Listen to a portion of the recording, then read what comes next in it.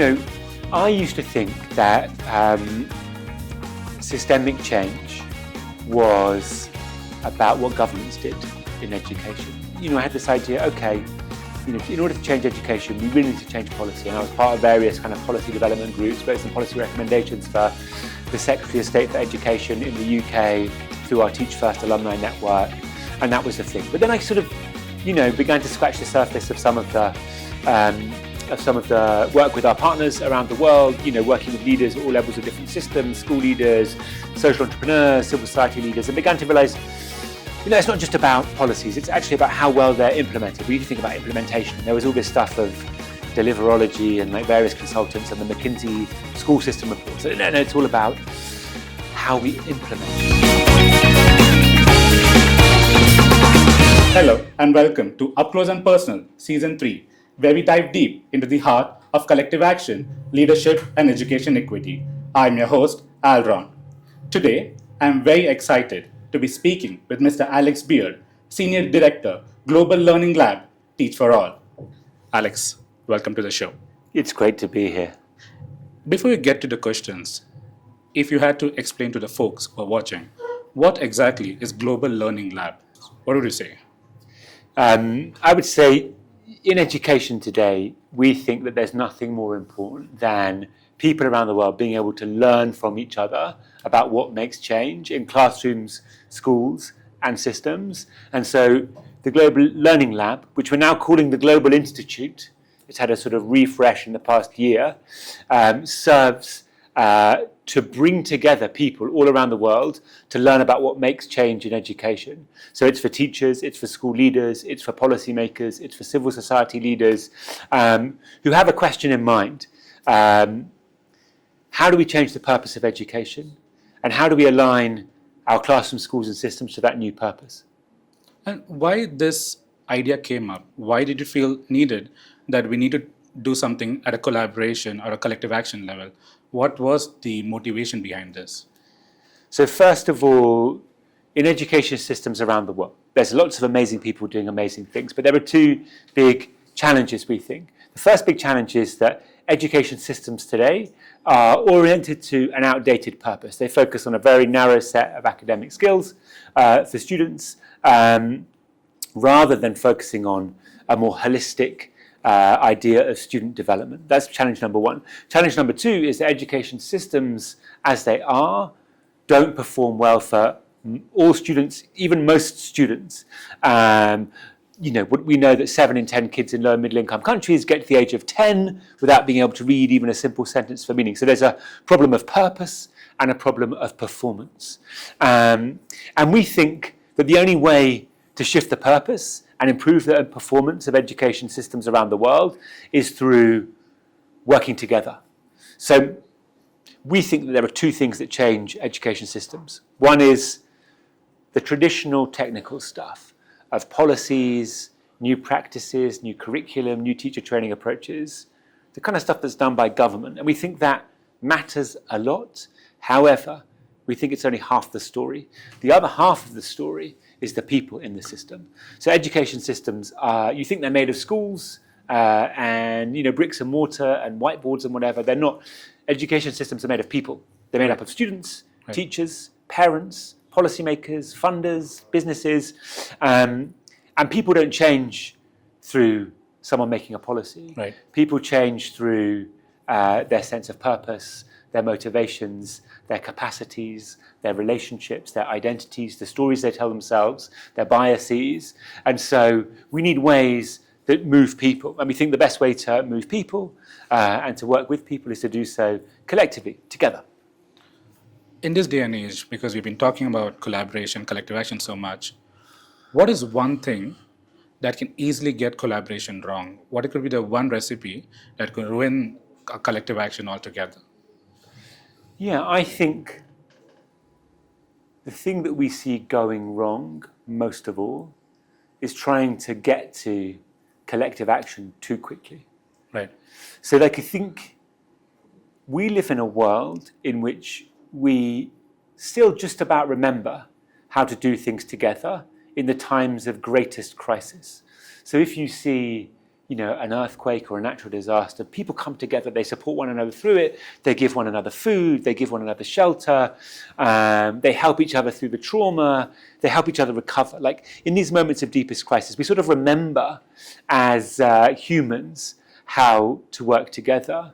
But elsewhere, we've lost that muscle. We've lost that habit, that thing that's kind of intensely human about doing things for ourselves and doing that together. And that's because I think some of the conditions you need to have in place for collaboration have been disintegrated a bit. People lack a sense of agency in solving problems.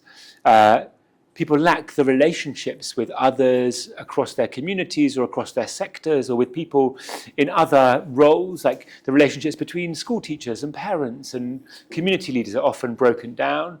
There's a lack of ability to learn about what works. And I think often a lack of trust, a lack of shared purpose. And I think unless you have thought about building shared purpose, unless you spent time building relationships, unless you've spent time helping people feel their agency, then the collaborations themselves don't work. And the biggest mistake I think I see is people going straight to collaboration. You get people in a room and say, what are we going to do together? Well, nothing if you don't know each other a bit, trust each other, have a sense of shared purpose, have some of these underlying factors in place. And sometimes those factors are in place. Right. Sometimes the relationships exist. Sometimes there is a sense of shared purpose. Sometimes people do already trust it. In that case, collaborations can work. But I think too often people say, with a kind of cold start, let's do this thing together. Like, well, I don't know you. Why should I? Right. It's not going to work. So that's what I think is the biggest barrier to collaborations working. I think sometimes excitement would triumph the actual ideal plan on how you should be going about the collaboration. To talk about you slightly more personally, what was your interest or what was your motivation to get into the education space at all? What was a one defining moment or multiple defining moments where you're like, okay, I want to leave everything else. I want to do just education. How did you come into it? Yeah. So I was one of those kids that always liked school. Loved to learn. Liked all of my subjects and kind of was really into it. And my mum was a teacher as well. She taught in an art college back in Warwickshire, where I grew up in England. And then when I left university, I wanted to do good, but I wasn't sure what I wanted to do. So I spent a couple of years looking around. Then I came across this thing, Teach First, which is similar to Teach for India. And it said, you can teach for 2 years in a school in a low-income neighbourhood in London, and you don't have to commit long-term. You can figure out what you want to do. I thought that sounds like that's for me. So I started doing it, and I kind of got hooked by the mission. Getting to know the students that I taught, who all came from these neighbourhoods in South London, relatively deprived areas, kids from all over the world, like every continent. 2/3 of them were from different places in the world. Half of them were on free school meals, which is our measure of deprivation. I was kind of hooked, this felt like important work. I got to know them, and I sort of noticed a few things at that point. One, that the issues the students, they all came to school many years behind where they should have been in their reading and writing. But I realized that the issues that were causing that were not their issues. They were systemic issues, things to do with their access to health or early child support or housing or their parents' ability to kind of find jobs and support themselves. So the issues were systemic. I became pretty clear on that. Secondly, I felt they were beginning to live in a futuristic world. They all had smartphones. They were spending their nights playing, online games. And yet the school felt very outdated. It felt like school hadn't changed for hundreds of years, which I still believe. It would have been familiar to Socrates 2,500 years ago if he saw what was happening. So, I see what this is. It's a school. And then thirdly, I felt like we were terrible at learning in education. As a teacher, I would spend my free time learning about neuroscience or, economics or psychology. But within education, we did almost no learning. I never went to see the teacher down the corridor. I received very little training. I didn't know what was happening in another country. So I thought we need to do better at learning what's working elsewhere. And so I was sort of motivated by those things, one, updating education for the 21st century, two, this kind of passion that was come from the kids of like proximity, like wanting to do something because I had met them. 3, the systemic nature of the challenge that they faced. And 4, this like great need, this recognition that learning from others in other schools or other countries could really catalyze change. And so those were the kind of things that motivated me in my career. It took me to Teach for All, where this network of, organizations in dozens of countries with this similar goal in mind of shifting the purpose of education, focusing on equity. So I kind of thought, I want to do that because that will give me a chance to learn. But then also I, looked at some of the issues in the future of education and set off to write a book about it as well. So this book on the future of education called Natural Born Learners, which took me to, places like Singapore and Shanghai and Silicon Valley and Finland, and just kind of see what was happening at the cutting edge. Because at the time when I did that 10 years ago, there wasn't much kind of going on. It's kind of a changed picture now. Like people are talking about tech a lot and climate and creativity, but back then they weren't so much, and I wanted to do that as well. So in addition to my Teach for All work, I was interested and went off and did this book alongside. But yeah, the dynamics of system change, what kids should be learning, these are the questions that have always interested me ever since I met my kids, became a teacher and saw what was happening for them. There's so many points I want to pick up on, but before anything, for the curious readers out there, you said the book is Natural Born Learners. Okay. Our incredible capacity to learn and how we can harness it. All right, and this is available to read anywhere, right? Available, you can get it on Amazon, yeah. Yeah, all right, okay, interesting. But to your point as well, because it's been exactly a year since I've been working for Mantra and for Shikshakra, and that's when I realized, because I'm very new to education, I had it very terrible, like school life as well, like quality of learning and everything. I always blame my school. It's only after I joined Mantra Shikshakra where I realized the problems are much more systemic. So I'm very glad to see that you were also able to see that at a fairly young age. Yeah. When you're talking about Teach First, what year was that? I did 2008. I became a teacher, yeah. So on that note, because it's been 2 decades, I just want to check, there's this trend happening on, social media right now where people are going back to 2016, putting up their favorite photos in terms of that was the last time they were happy, or it was a nice moment. On that note, 2 questions. One, what has been the biggest growth you have seen in yourself between 2016 and 2026? And what is the biggest change you have seen in education in the same decade?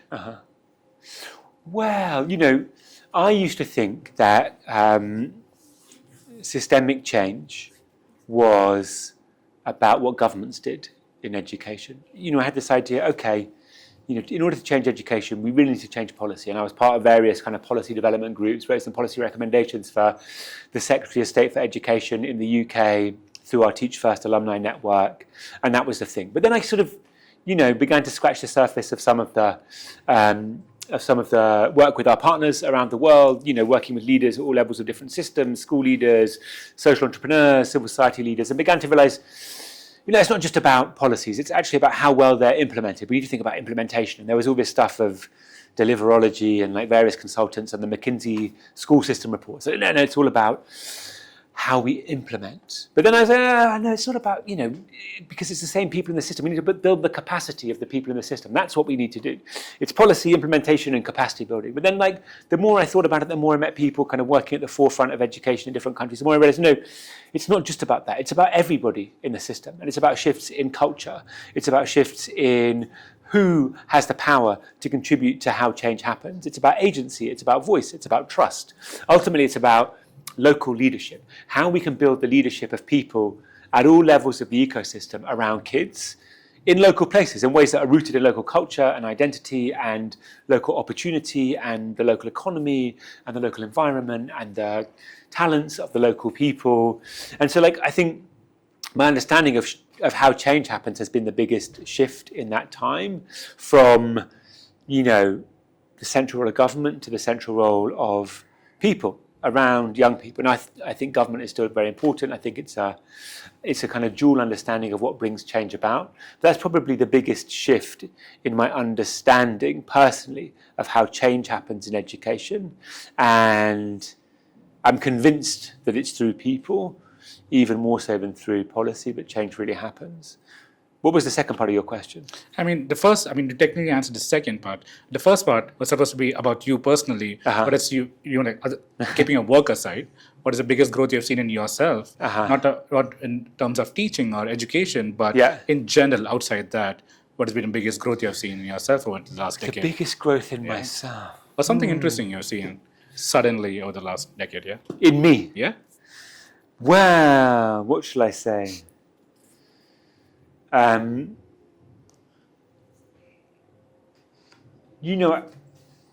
used to want to listen to a lot of people, learn a lot of things, and then make sense of them myself, write them down, and communicate them to people. So I used, kind of like classic modus operandi of a writer, listening, making sense, thinking, getting it all down. But now I have realized personally that the limits of that pathway to influencing change.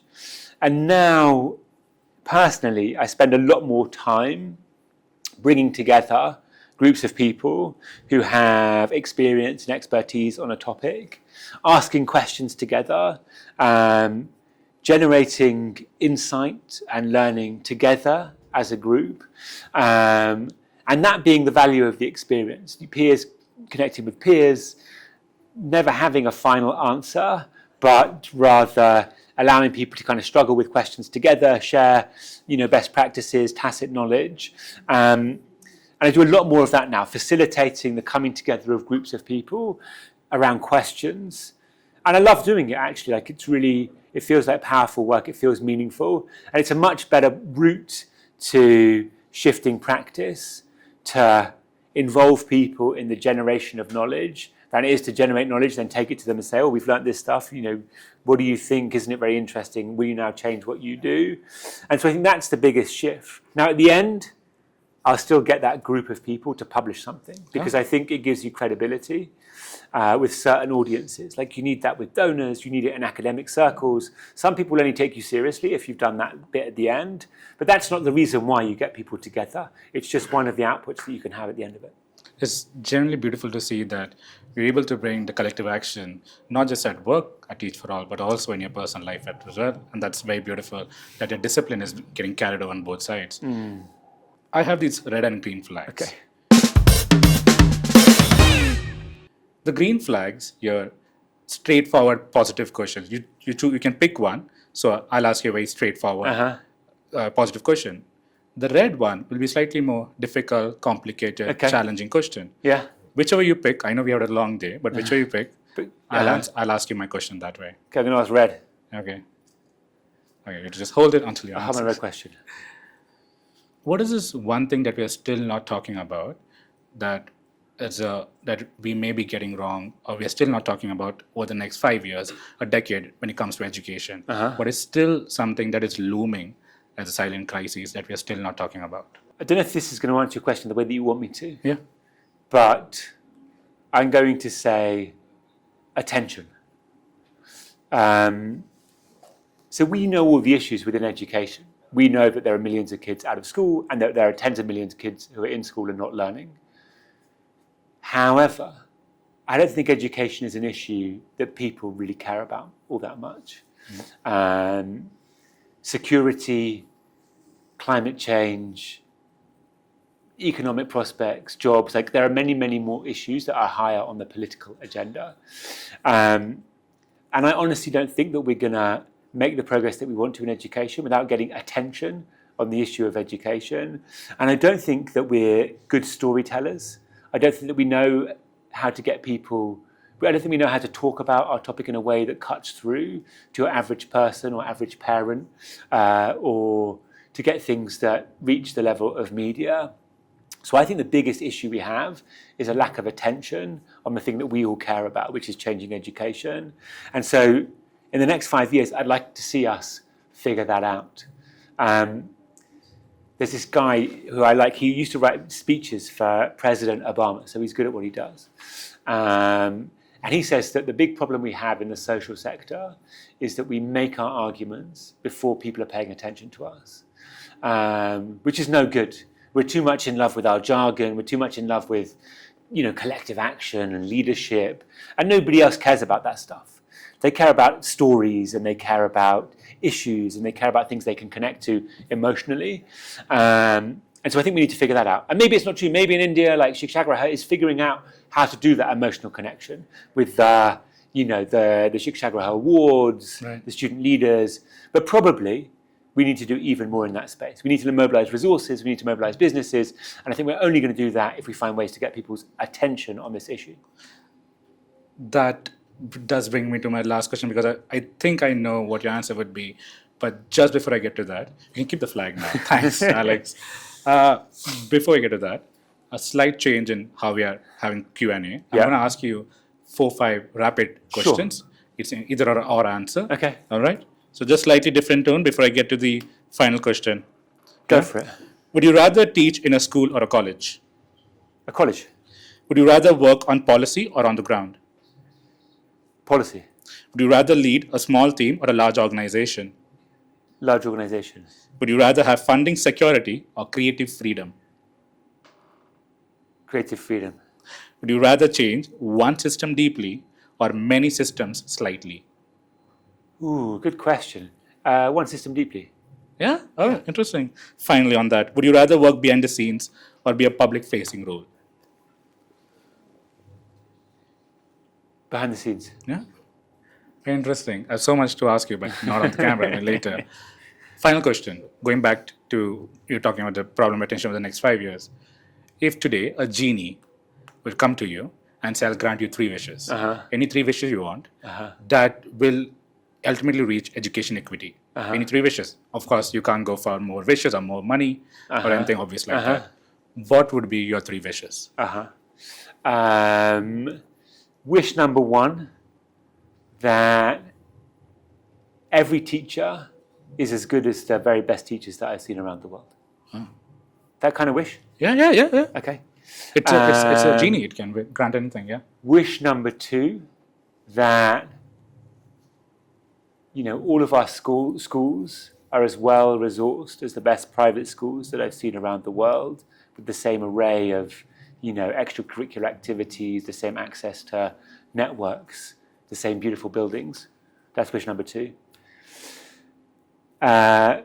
Wish. Now I feel like that's kind of solved everything now. So I don't know if I need a 3rd wish, but my 3rd wish would be that our schools and universities operate in such a way that every child is able to find the thing that they love, learn how to excel in that, and then find their place in the world doing that thing. And that our schools and universities make that happen. That's fantastic. I hope the genie is able to bring all 3 true, and hopefully, in reality also, they all come true one day. I hope so. Yeah. Alex, it's been a great having you, not just here. We've been speaking to the day and yesterday. You're a very insightful and fascinating person. Thank you so much for your time. It's been a pleasure. Thank you also on your stories, your wisdom, your insights. Means a lot to us and everyone here at InvokED. On that note, thank you so much for our audience for tuning in. Stay connected, keep the dialogue going, and I'll see you in the next episode. Thank you. Alex, this was fantastic. Thank you.